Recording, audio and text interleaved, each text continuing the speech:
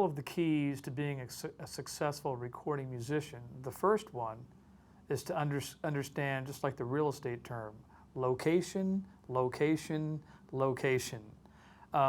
It'd be kind of like trying to be the world's greatest salmon fisherman. You might be a great salmon fisherman, but you're going to probably catch a lot less salmon if you went to New York City than if you went into the mountains and the rivers of Alaska. So it's not that if you go to Alaska you'll be guaranteed to catch salmon, but you'd have a better chance of catching them when there's a river where salmon exist. And a lot of times people don't understand you have to get to a region where the recording industry thrives to have the opportunities to get involved in that kind of work.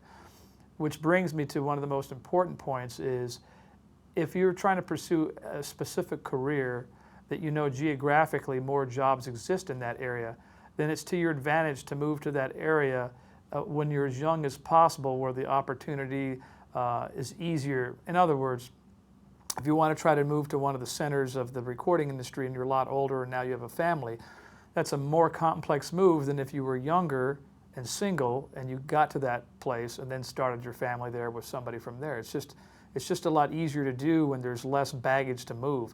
So my suggestion would be to think about where are the centers of the type of work you want to do. In the recording industry, it's places like Los Angeles, New York, and Nashville. They're not the only ones, but those are the major ones. Nowadays, people can record from many different places in their homes, but that's the center of the music industries, the thriving parts of the industry. So location is a very important thing. Then the next thing would be to refine and develop your skill to such a level that when you play with people in the studio, you are nailing the music and nailing your parts and doing it very quickly and efficiently, and that's going to come from a lot of hard work that you've done earlier. And then it's networking. You know, it's meeting key musicians and key producers that are in the industry that then hear you. That people have to hear you play in order for them to want to have you on a recording. And the way that they usually end up hearing you play is through live-oriented gigs. Live gigs is where they hear you play, and then in the studio is where they find out if you have the refined skills or chops to pull it off. And then understanding what kind of recording work you're going into.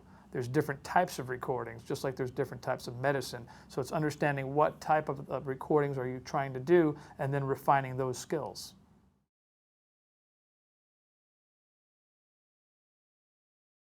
Well, the correlation would be like, if you were a doctor, there's all kinds of different kinds of medicine to practice. I mean, first you all have to go to the same type of med schools in the beginning. You all have to have the same sort of training up to a certain point.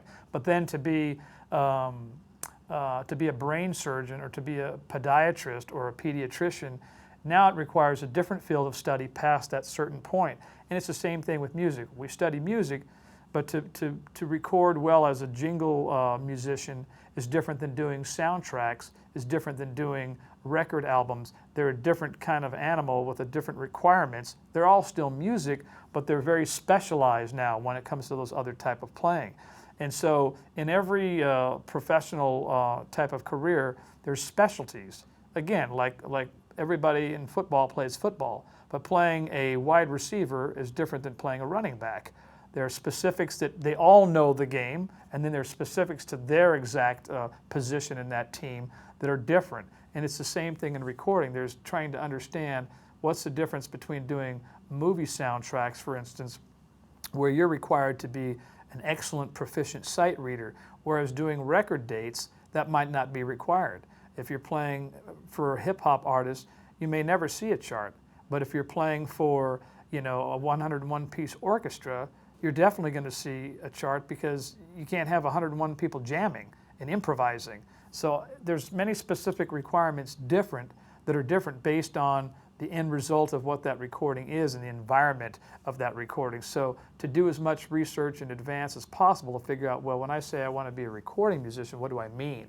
And that's what this chapter goes into, is what are all the requirements and what are the different styles of recording that there are, because they're not all the same musicians doing all the same stuff.